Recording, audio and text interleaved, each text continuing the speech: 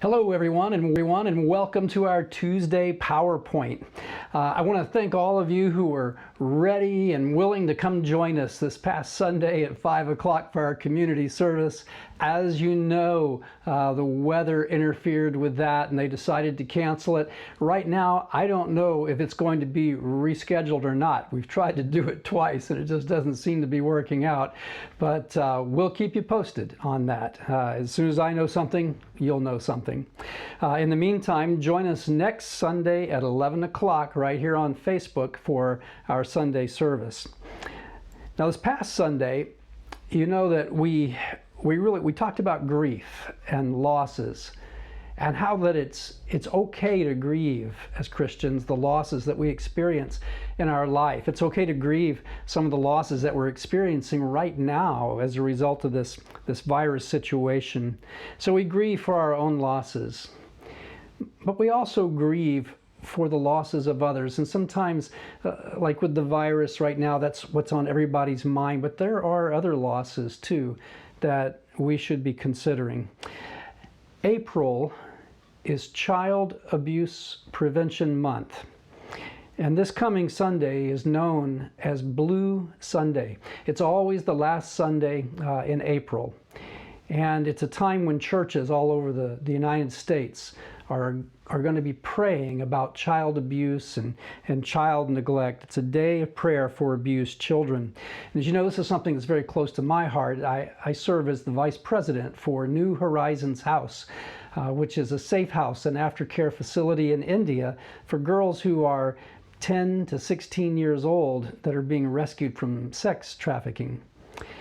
But trafficking, it's not the only kind of child abuse, obviously, that happens. It's children right here in our own community that experience child abuse and child neglect. In fact, Morris County has one of the highest rates of confirmed victims of child abuse in the entire state of Texas. Isaiah 59 verses 15 and 16 says, "The Lord looked and was displeased to find that there was no justice. He was amazed to see that no one intervened to help the oppressed." I would never want to hear that from the Lord. I believe He wants us to intervene to help those who are suffering and those who are being treated unjustly. One way that we can begin to intervene is simply by praying for these children. We can intervene for abused children with our prayers. Mark 9, verse 36 through 37, talking about Jesus, it says he put a little child among them, among the disciples. Taking the child in His arms, He said to them, "Anyone who welcomes a little child like this on my behalf welcomes me. And anyone who welcomes me welcomes not only me, but also my Father who sent me." And then James tells us that the earnest prayer of a righteous person has great power and produces wonderful results. I'd like you to watch this next video and then take a moment to pray for abused and neglected children right here in Morris County.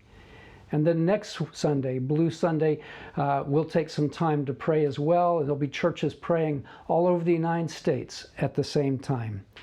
So we'll see you on Facebook this Sunday.